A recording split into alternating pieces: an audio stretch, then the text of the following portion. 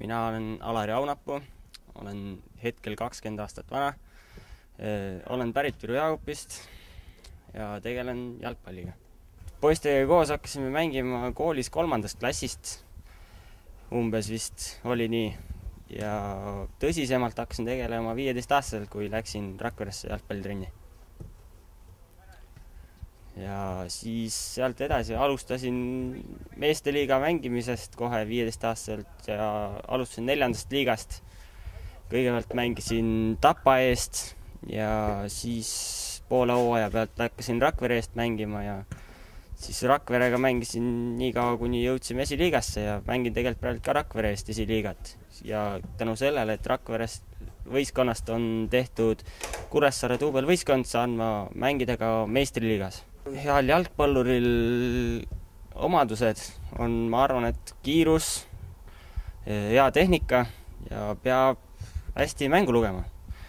Et kuhu, kes, millal, kuhu ise avaneda ja kes, kus on ja millal söötu anda ja millal teha õige dribling ja nii edasi, et millal peale lüüa. Ja treener hindab mängijas seda, et kuidas ta loeb mängu, millised on tema tehnilised oskused ja kuidas ta suudab võistkonda sulanduda, et kuidas ta loeb teiste mängijate mõtteid ja nii edasi, et saada paremini võistkonnal olla toeks. Treener peab suutma võistkonda ühtlaseks luua, et panna ühtlaselt mängima, et kõik tunneksid ennast nagu kindlalt platsile minnes, et nad suudavad, tahavad ja oskavad. Treener peab suutma seda sisendada. Ma ikka oskan muud öelda, kui tuleb otsida endale treeningkoht, et kus saaks trennis käia. Et siin kandis on arvatavasti Rakveres. Ja üks noortetreener, keda ma tean Rakverest, on Aivar Vood, kelle peale saab loota, et kui noorena tahad tugevat põhja alla saada.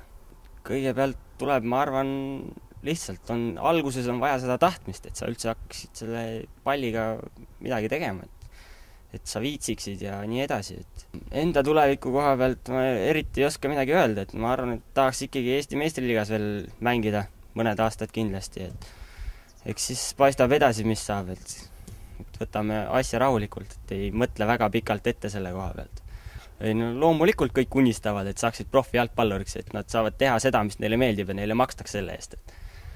Et saaks väga hästi ära elatada ja nii edasi. Saaks pere toidetud ja muud asjad.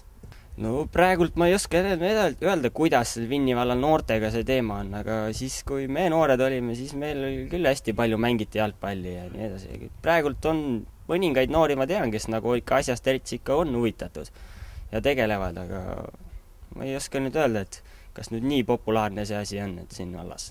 Ma arvan, et Eesti on praegult nagu juba, et üsna palju mängitakse jalgpalli ja üsna populaarne on see.